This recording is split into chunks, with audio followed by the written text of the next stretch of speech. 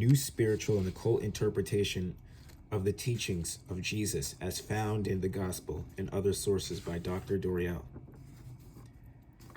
Introduction. In the New Testament, we have left to us certain keys that properly used will open for us the doors leading into the temple of the inner mysteries taught by Jesus to his disciples. The latter transmitted the mystery teachings of Jesus by word of mouth to their students, who in turn passed them on to those who they considered worthy of such enlightenment, but all scrupulously avoided writing down any of this wondrous and secret wisdom, that the group of those chosen for such revelation, and charged with its transmission was small, and demonstrated by the fact that even Paul, however voluminous a Christian writer he may have been, never had access to any of the secret teachings. Now, the book I'm going to read from next about Paul, you're going to see that we all know, especially once you get into this walk, that Paul's teachings are very criticized, and there's a lot of skepticism around him, and Paul is looked at in a very, I'm not sure how to put it, he's not looked at in a really good light. A lot of his things are second guessed. A lot of his doctrines have been called out by several groups of people, especially in this walk. All right, Paul's work has formed much of the basis of both ancient and modern church doctrine, yet he had for his instruction only the commonly used and accessible manuscripts of his time. Remember, it just said that he did not have access to the secret teachings of these people. Dealing with the matters in the life, teachings, and miracles of Jesus deemed proper for the world at large. Thus, we are forced to conclude that Paul was, as a consequence, only able to give an interpretation formed from his own ideas and reactions to the records. The secret teachings, however, far superseding in importance any other wisdom ever given to this planet, came down in a steady and unvarying succession to the chosen few, and are obtainable only by the most careful studying and willing self-assessment on the part of those aspiring to be among their number. Now let's get what I have to read about Paul from a book called Clothed with the Sun, okay? Okay, so let me read you what I got here from a book called Clothed with the Sun by Anna Kingsford, and what she has to say on Paul, or a vision she had on Paul. Now, take this at liberty. Check out the book. It's very interesting. You can buy a copy for around $150, $200. It goes up from there, but there are some decently cheap copies. So let's check this out and see what Miss Anna Kingsford has to say on Paul. Concerning Paul and the disciples of Jesus. In a vision which was given to me last night, it was represented to me that the common view of Paul's character and position with regard of the primitive church is a totally false one. And the persons who made the communication which I am about to relate appeared to me to have been personally acquainted with Paul, and to be thoroughly familiar with the events occurring at the time of his apostleship.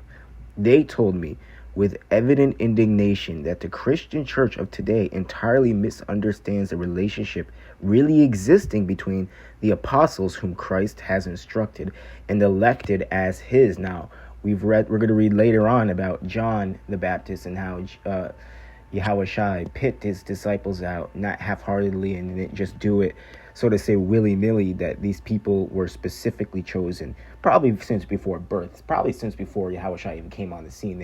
He knew who his disciples were going to be and who his other light workers were going to be.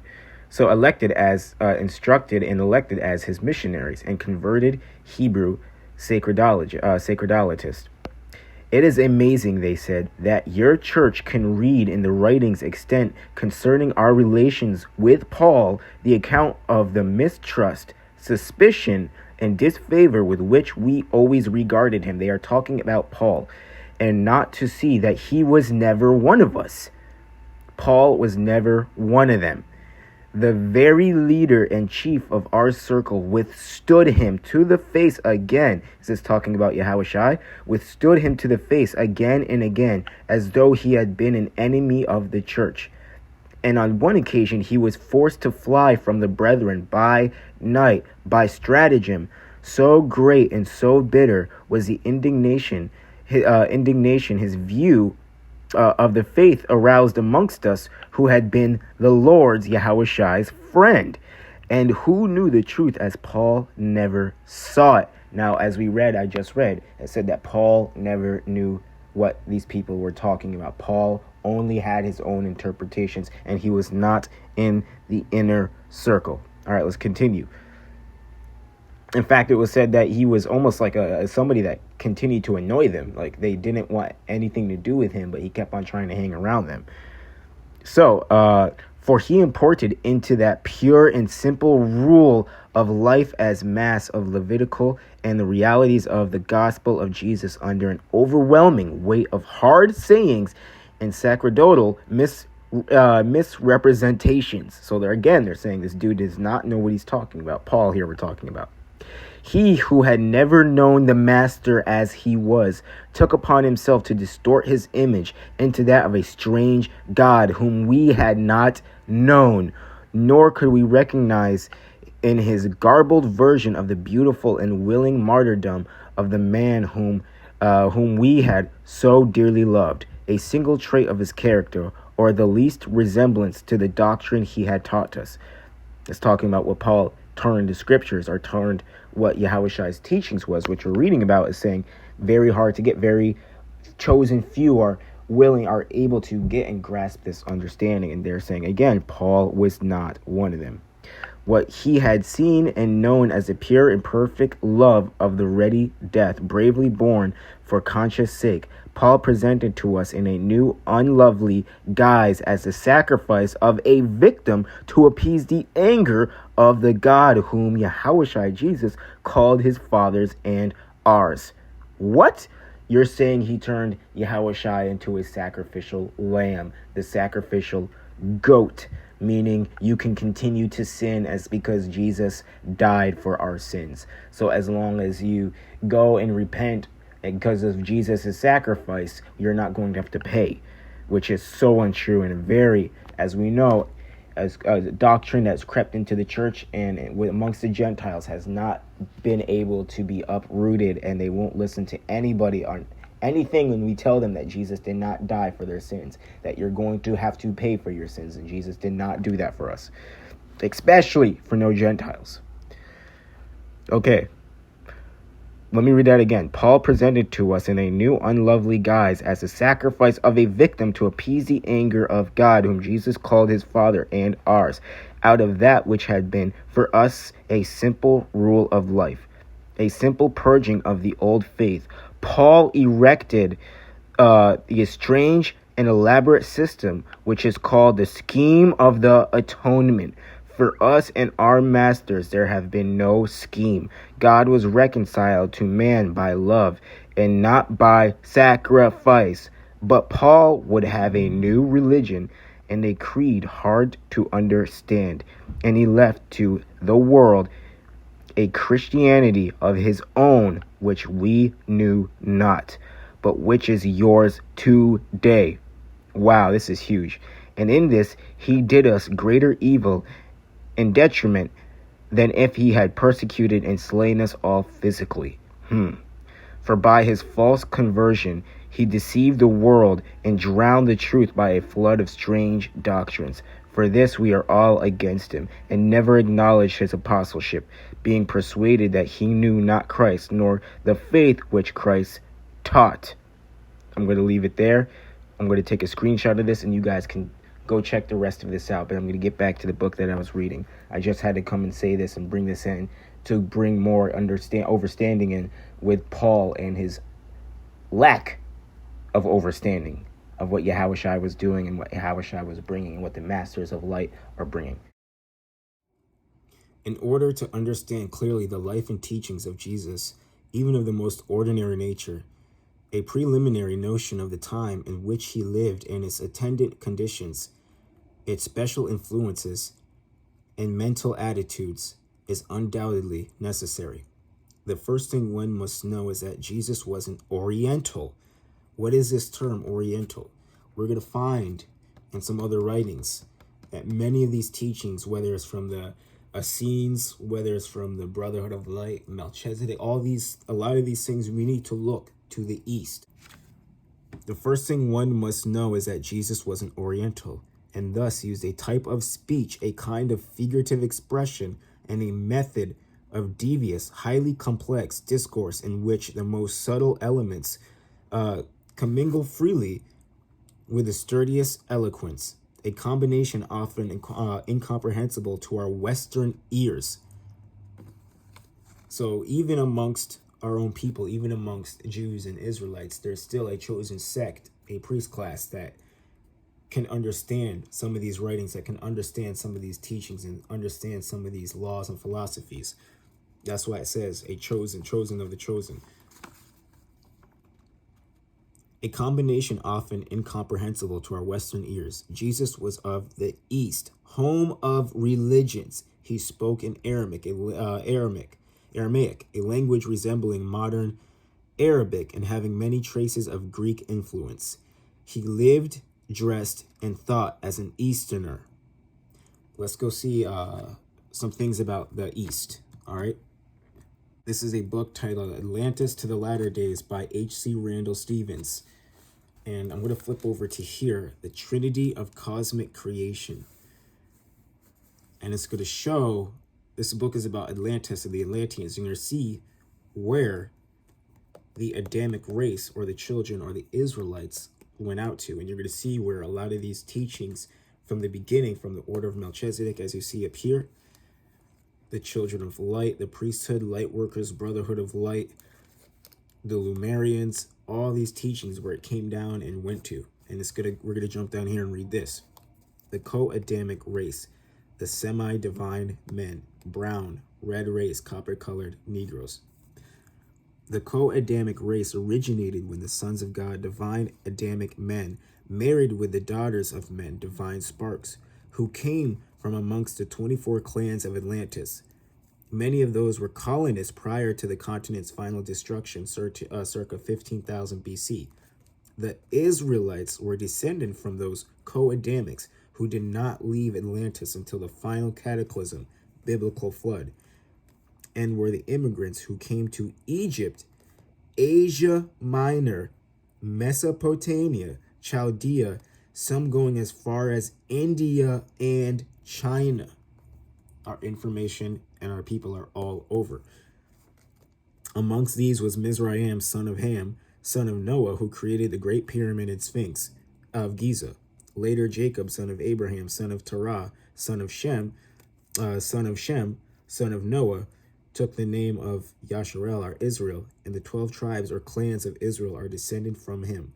The tribes of Judah, Benjamin, and a part of Levi, interesting, a part of Levi, were the scribes, teachers of culture, and priests.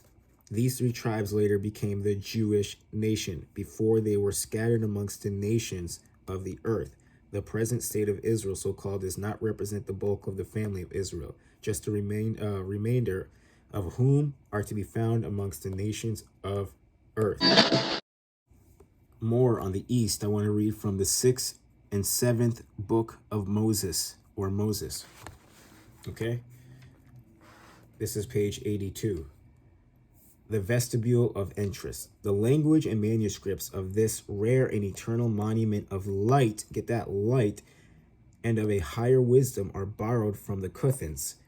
Now, check out a book called The Anacalypsis that goes into the the Negro nations, or the Negro races of the Far East and of Asia and of India that have been hidden and wiped out. And it goes deep into this lineage. It goes deep into the order of Melchizedek and pre-Christianity and a lot of the concepts of Christian church coming from the Far East. Again, as it said here, he lived, dressed, and thought as an Easterner. Okay, let's keep on going. From the Kuthans, a tribe of Samaritans who are called Kuthim in the Chaldee dialect, according to the Talmud, and they were so called in a spirit of derision.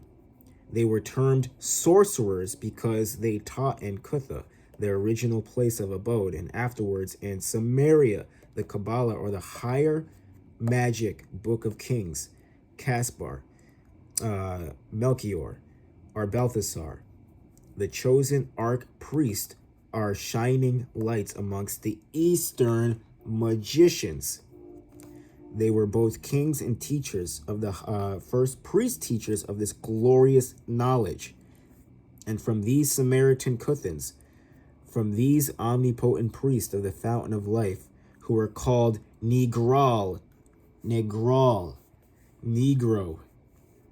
Niger, according to the traditions of Talmud, originated the gypsies. Interesting. Do some research on where the gypsies originally come from, who, through degeneracy, lost the consecration of their primordial power. And here I'm going to show you the notes on that I have. And like I said, check out a book called The Anacalypsis and the Shepherd Kings. And maybe I'll get into that more. I've already done several videos on Buddha and the Far East and the black race and the Negro race that existed over there. All right, so let's get back to this book right here. We were right here. He lived, dressed, and thought as an Easterner. It's talking about Jesus. Hence, we cannot afford to rush helter-skelter through any part of his parables or the narratives in the midst of which they rest. We must ponder and probe and ruminate, seeking the deeper and subtler meaning of every sentence, of every phrase and word. His simplest words are often swords of fire that hew the heavens in twain, raining indescribable light down upon the shuddering earth. We're going to see this word a lot being used, light, the brotherhood of light. We just read that in a couple of those last two books, some things about light, okay?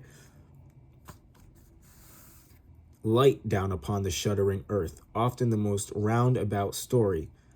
And he explains why he speaks thus, contains a truth that is so mighty as to be starkly terrible, striking the heart of man with fear. All right. As a second thing, the Romans ruled the country, just like they do in America. So it's saying that Jesus spoke in concepts and in codes that are very hard to understand, that the regular day person, especially Gentile, would not be able to understand, even the regular day. So quote unquote Hebrew by blood, Israelite by blood, may not even be able to get. They have to, only a few chosen, and it's amongst them there's even a few chosen. And it's mainly by word. You're not going to be able to find a lot of books that go into it, like it was saying that Paul had really no concept of any of it. I'm going to definitely be referencing this book a lot when I'm reading through this whole thing. We're going to get to more videos on Matthew chapter 2, where it breaks down all of the book of Matthew chapter by chapter. And we're definitely going to need this book right here to help break this book down. And this book is called Aquarius, Herald of the Golden Age by Aram Michael Avanhov.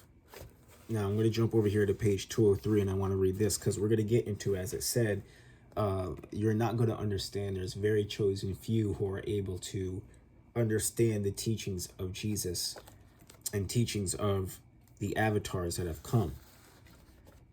So I'm going to jump over here and I'm going to read this on page 203.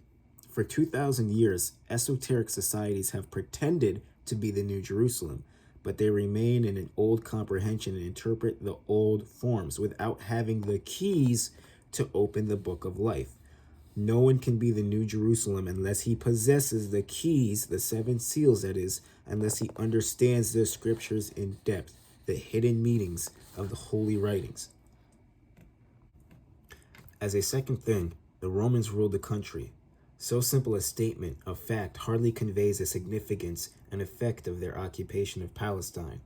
But to the trained historian, that means a great deal. First, Roman and Jewish law systems were at war, and hatred grew hotter every day from the constant wrangling in the civil and ecclesiastical courts.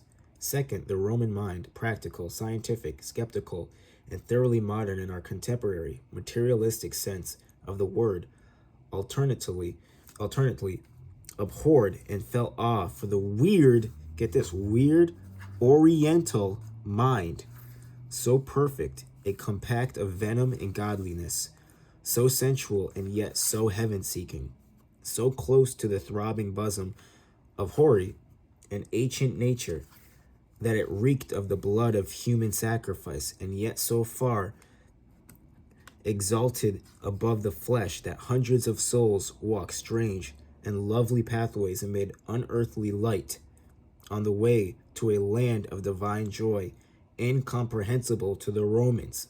So they couldn't, like I just read, these people couldn't understand a lot of the teachings of the East. And because of it, they feared it. And we see that nowadays. A lot of the teachings that they have a hold of, they have no understanding of. They've given us their broken understandings, but they don't have the true understandings. Pontius Pilate, for example, a man of scientific ideas, was disgusted at the filth of the drinking water in Jerusalem. He ordered an aqueduct made, but the fanaticism of the Jews who believed that this desecrated their holy land prevented his workers from even laying the foundation stones. And it was into this tangled mass of hatreds, disgust, lusts, heaven-born and hell-begotten urges, amid this vortex of iron-handed West and insidious East, that Jesus, the man, was cast. The thought of the Jews at the time of Jesus demands our attention. As a third thing, long ago Alexander the Great had invaded Palestine, but he had brought a more insidious weapon than swords, Greek culture, and its easygoing, philosophical love of life. Now, we went up here and it talked about Pontius Pilate and the Romans, and now it goes down here, we learn about the Greeks and their culture and philosophical love for life. And to that day, we can, as I put up here, I put Romans ruled the country. That's America. You can reference that to America and everything in the past. Like how this book says, they spoke in parables, is speaking and in future tense and present tense and past tense all at the same time. We can apply this to the old world and to the new world today. And so how the Greeks had a philosophical love for life and easygoing, rotten culture that they brought, we have that today with the YOLO lifestyle. You only live once, party all the time, I'm here for a good time, not a long time, young, wild, and free, tonight we die young. And the Roman and Greek gods, Bacchus, Dionysus, and Pan, all three of these are connected. They are essentially the same thing. Gods of revelry, drunkenness, and chaos. And fun fact, Pan, the Greek god, was Dionysus' teacher, it says. And the Bacchus was pretty much the same thing as all three of these, but Roman. This latter had pervaded all the richer classes of Jews, and their genial scoffing outlook on life and religious matters, their disbelief in immortality, their frank dislike of their fanatical brethren, earned for them the name Zadokites or Sadducees. Another factor in making their outlook so definitively Epicurean, of course, was their political opposition to the Pharisees, the reactionary legalists. The Pharisees comprised all men of cloth and law, and like all persons in power, were eminently conservative. Their benighted enthusiasm for literalism and legal interpretation, their greed for even more exorbitant power, caused their outlook and attitude toward liberal thinkers to resemble more a teased cobra than a human being with a soul. Next, there was a small body of ascetics called Essenes. Now, go check out a book. Shout out Brother Abdul Asir. He brought out actually two books that I referenced. The Atlantis one, the latter days of Atlantis, and with this one, the Essenes Gospel or the Essene Gospels. Go check that out. That's a great, powerful book, and you're going to go see that the Essenes they had it. They were one of these chosen few that definitely knew how to interpret this information, and you're going to learn that Jesus actually may have learned from them, that Jesus was an Essene, who lived, ascetics called Essenes, who lived in monastic retirement from the world. Small in number, they lived quietly and blissfully, instructing those who sought them, but never seeking to proselytize. They worked in their small monastic monastic plots and seemed very unimportant to their plain robes. Really, however, their thought force was tremendous. Let me say that again. Really, however, their thought force was tremendous. Jesus felt it and showed it in his life and work. I'm going to jump down to here now.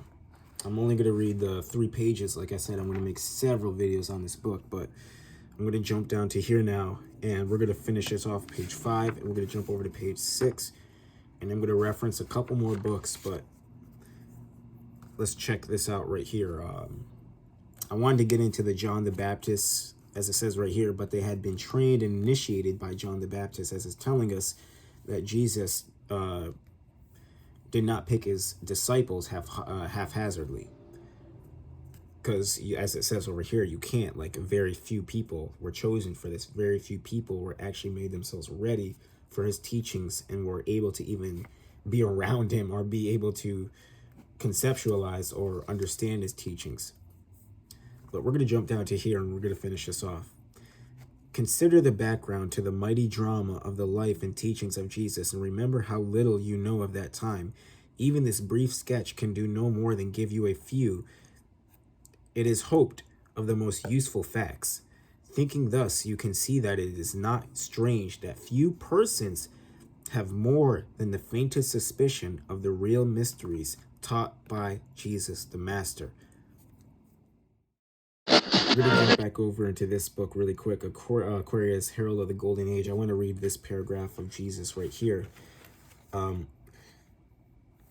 Jesus incarnated, which means he had a father and a mother. During 18 years, from the age of 12 to 30, the Gospels say nothing about him. He lived in the kingdom of Melchizedek, the king of justice and peace. And you're going to figure out that all light workers, all of these people, all these avatars, all of our big brothers, all of these people that came with deep understanding to help us out, they're all priests of Melchizedek. They all came with teachings from Melchizedek. And if you read in the Anacalypsis, you can see that Buddhist, and it says that Christianity, their earliest concepts, their earliest practices had pertained to the order of Melchizedek, teachings of Melchizedek.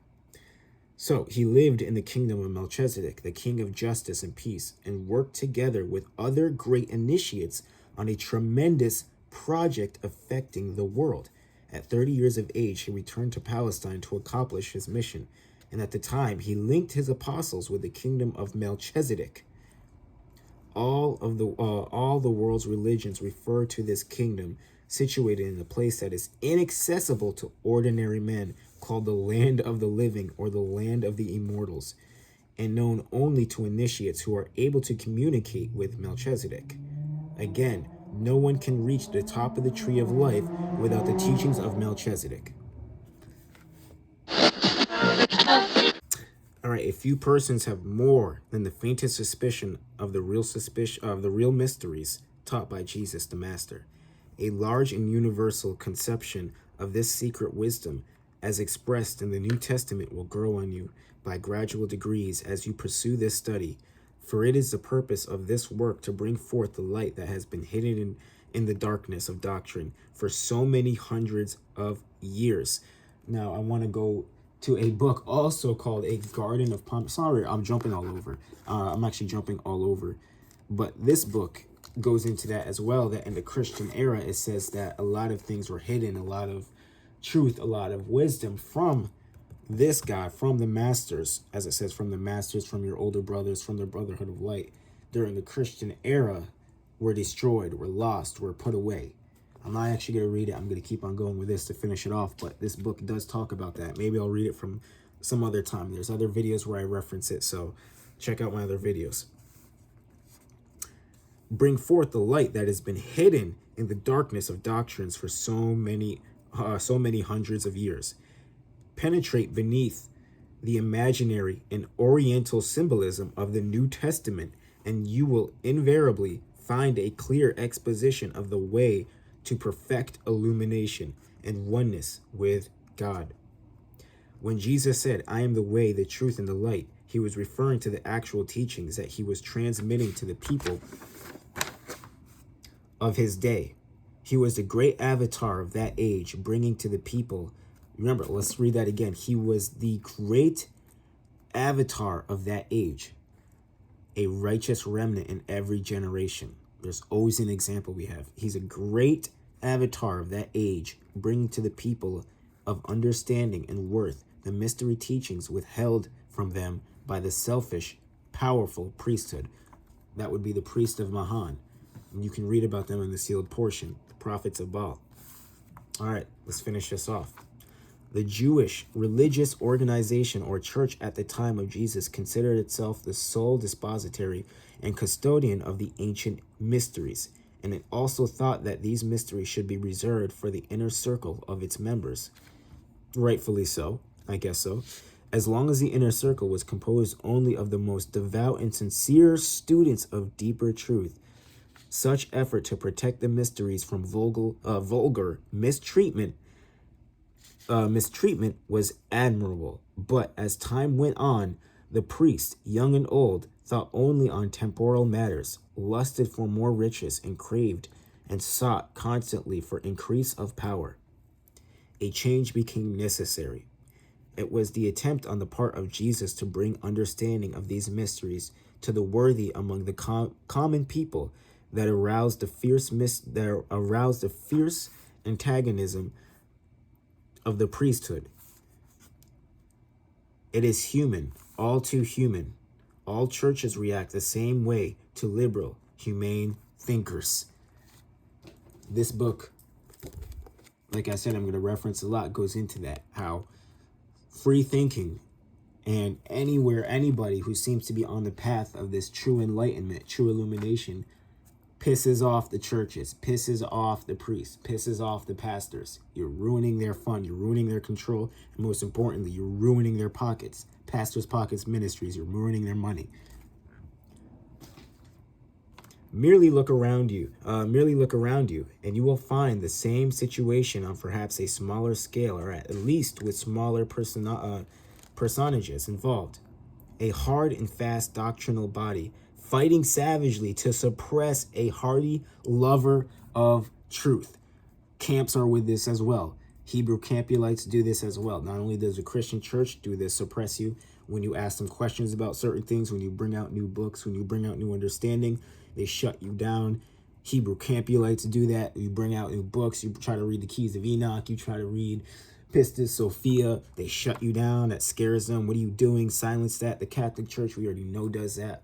The Book of Mormon, the Mormons do that. All these factions of religions do this. And if you go to the sealed portion, you'll see that it's done on purpose. You see that they make sure to get a control on all these books, on all ancient teachings, and they stomp it out. And you know what? I think I am going to read from the Garden of Pomegranates, the quotation on the Christian church in the Christian era, and how a lot of knowledge and information was suppressed and this shut out during that time. So Jesus's attempt to lift the people from the rut of doctrine assured his doom.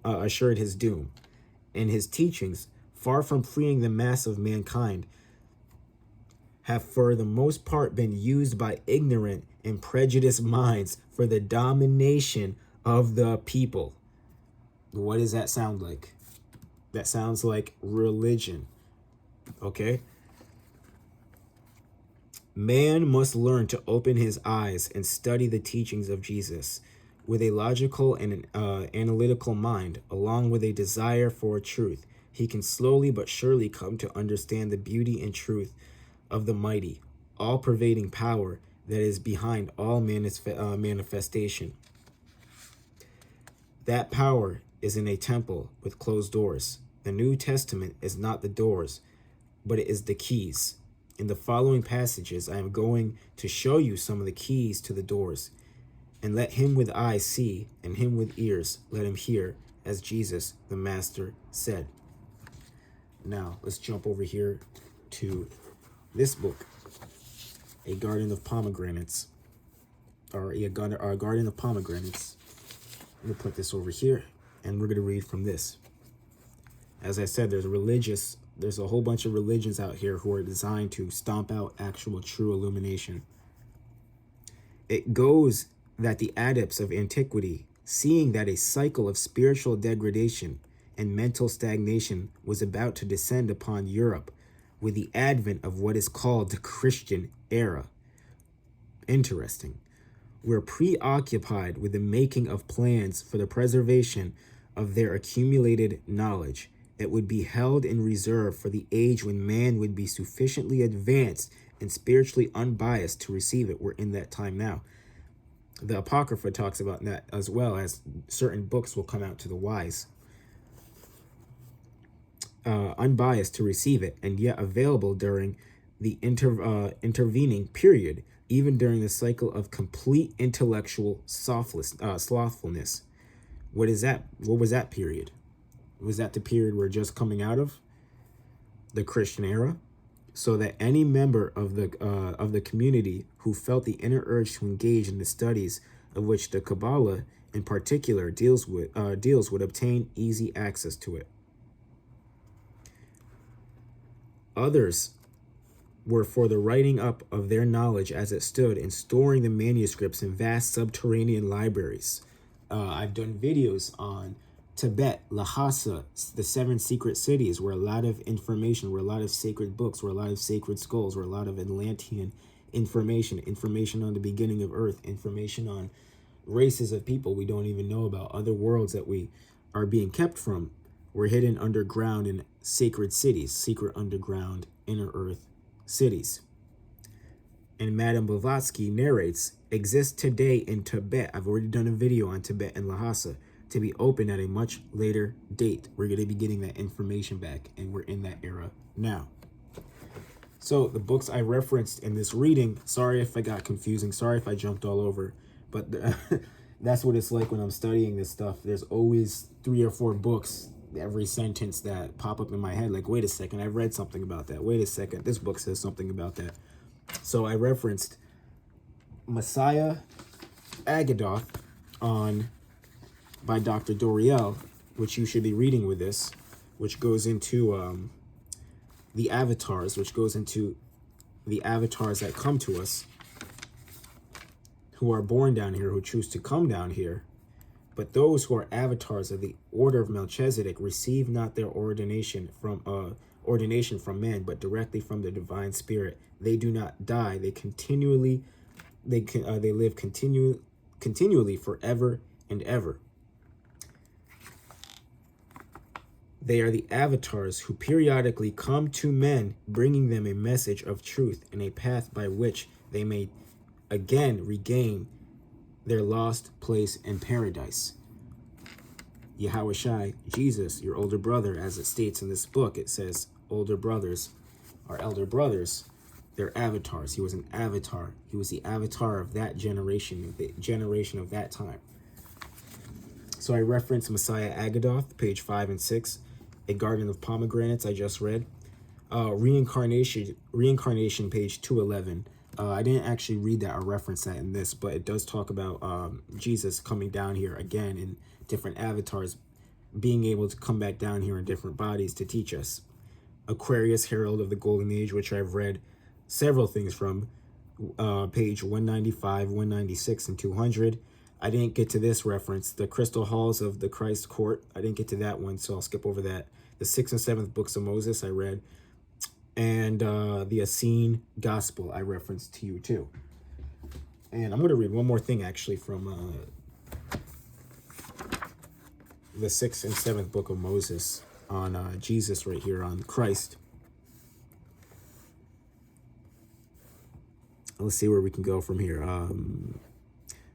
Whose theory everything proceeded from the aeons, heavenly powers. Christ himself was to them an aeon, or eon, of the first rank, who by a rigid restraint from sensualism subdued demons, evil spirit, and he who lives as Christ did can subdue them likewise. So Christ again was an aeon, a heavenly power that came down here. Lots of books referenced. We're going to read a lot more from this This book is very interesting. Like I said, it goes straight through the whole entire gospel. So as we see right here, chapter 1, it goes through the book of Matthew. It tells you all about Matthew. You start breaking down Matthew. Chapter 2, you have chapter 2 of Matthew. Chapter 3 of Matthew, which just goes through and through and through, breaking it down in what Dr. Doriel calls an occult viewpoint.